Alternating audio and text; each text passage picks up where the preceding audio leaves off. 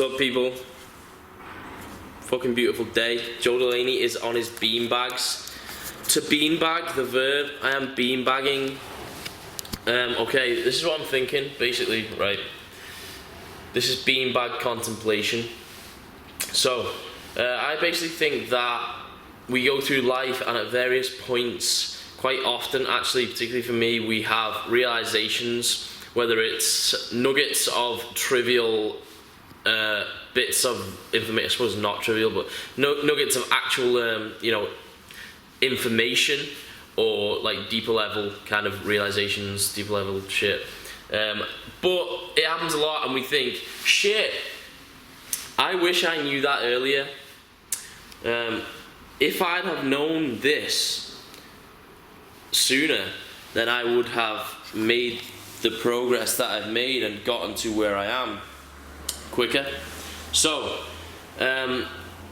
obviously it's a good thing to try, I don't know if it's even possible, to try and preempt these and think, so what am I going to, in the future, what am I going to look back and wish I knew? Do you know what I mean? It's a kind of weird, it's a weird concept, I'm not sure if it's possible, but this is why we read books and shit and get other people's realizations and nuggets of useful information. So, on that note, I'm going to segue into this video, which is 3 things, because people love fucking lists, man. Everyone loves a list. Everyone loves a numbered list. 3 things I wish I knew when I started lifting. Okay, let's get straight into it. Number fucking 1. Frequency and volume. I used to be a strong volume bro, which I think a lot of people actually are these days. All days. I used to go into the gym. I used to work on there was one point when I was working on an 8-day fucking split or something, when you're going into the gym and just training biceps. There's no need to ever go into the gym and just do a full bicep workout of fucking 4 or 5 exercises on biceps. It's crazy amount of overkill. And for a long time I did stupid shit like that, going in just doing ridiculous amounts on chest, and you're just not maximizing gains, man, because ideally, you want to be hitting each body part twice a week. More, if possible. If you can hit, muscle groups 3 times a week and adequately recover, then do that, But obviously it's all a question of the maximum number of times you can hit a body part with sufficient frequency while still being able to recover before your next session. So typically that works out to most people at ideally hitting each muscle group twice a week, because obviously the volume once you get past your first, I think the first exercise massively the most important. Once you get past your 5th, 6th, 7th set, so maybe on that body part, not saying do that many sets for one exercise, but your returns are so diminished. Once your strength starts to decrease and you get fatigued, the returns on your effort are massively diminished. That drop set or superset that you're doing at the end of the workout, that's fucking, it might be hurting like hell, it might be burning, you may be improving your muscular endurance on some level, which will still benefit you overall, but how much is the question, and not much is the answer. That drop set that you're doing at the end of the workout, or those supersets really fucking pushing shit out and getting that deep burn, it's not really worth doing, particularly if you're just detracting from the strength that you have to go on and do what other body part you're training that day, if you are training more than one, which you fucking should be, really. Okay, so that's 1. Don't be a volume bro. Try and concentrate more on frequency. Typically, I am pretty satisfied with 10 working sets for one muscle group, and by muscle group I mean, I wouldn't say legs or arms. That's just, one motion. So example, horizontal press. I'd count flat and incline to a point as horizontal press or chest. Number 2. Obviously, this is a fucking big one, man. Flexible dieting. Not just the flexibility of it, because it's not about how much cake can I fit in and still get shredded and then post it on Instagram and be a smug motherfucker. Like, hey guys, look, here's my shreds and here's my breakfast. Look, it's not about that, but more about particularly when cutting.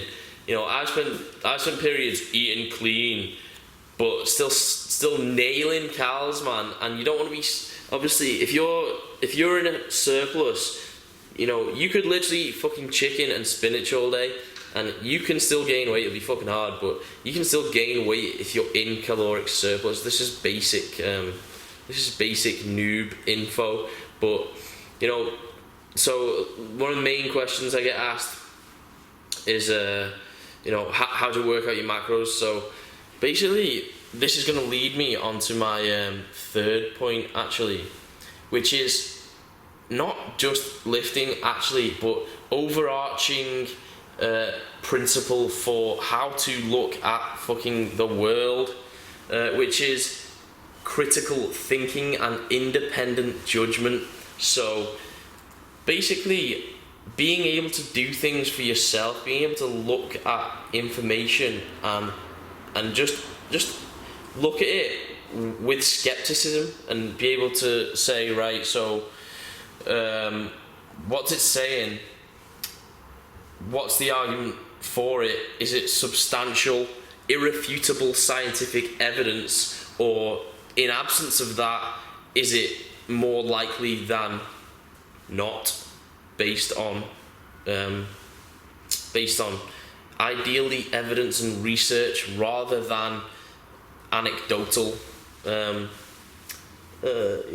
accounts of people? Because there's a lot of people who put information out there in fitness, in probably anything, and they are sincere yet mistaken.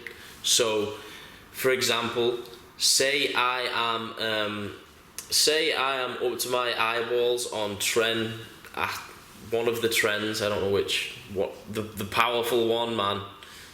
So I start this cycle of steroids at the same time as I start taking glutamine. Now I'm gonna say to myself, I don't want to attribute all my gains to the trenbolone, do I? So I'm gonna say, it's in part this helps, but primarily it's my hard work. And also, I started that glutamine. That glutamine really works, because since I started that, I really made some gains. Now, obviously, from a personal, from the point of view of that hypothetical person, they don't know how to weigh out results, how to attribute results to different things. That's not a controlled study, and so you have to look at anything that anybody says, me included, everybody included, whether it's your fucking mother or your like the Pope or anybody. You have to just look at shit that they say and be like, well, where's the proof, bro? Give me the fucking proof. I want that fucking proof, man. Give me the proof. Shit like that. Obviously, that's just one of the things that lifting is a good example of. That can, within lifting, it's a good example of something that can transferable skills into other areas of life, because that's what it's about, isn't it? A lot of things, lifting is one of them.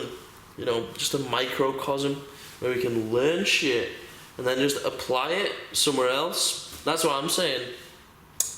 I think that's it. That's 3 things, isn't it? Did I have anything else to say? Let me just think for about 3 seconds, or maybe 5 or 10. Yeah. So all that being said, frequency and volume, flexible dieting, or more the actual importance of getting your calories and macros on point, and critical thinking, the ability to, you know, independently come to your own decision, and therefore wade through the bullshit that is fucking everywhere. They're the 3 things. But I was actually lying, because I don't wish that I knew them when I started out, because it's about that fucking journey, innit? It's about the progress, and if I knew all that shit when I started out, I would not have experienced the feels that I had when I actually came to those realizations. So that's what I'm saying. So that's some deep fucking shit, man. Trust Joe Delaney to make simple shit deep. That's it's just one of my talents, man. Okay, I hope that shit was informative. Hope we didn't get bored of my face on a beanbag. I'm kind of bored of it myself, so I'm gonna get off. See you in a bit, dudes. Have a good fucking day, and life and eternity and shit if you get reincarnated as a squirrel. Yeah. They see me rolling, they hating. Ooh,